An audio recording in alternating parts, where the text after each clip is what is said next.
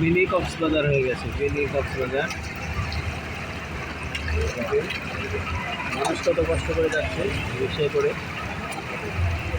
অনেক পানি জমে গেছে রাস্তায়, দেখার কেউ নাই।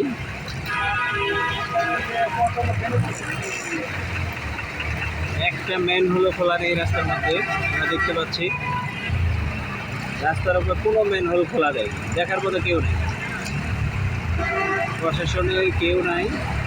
যারা আছে দু একজন উঁচু জায়গায় দাঁড়িয়ে আছে, দেখুন কত কষ্ট রিক্সা কত ডুবে যাচ্ছে।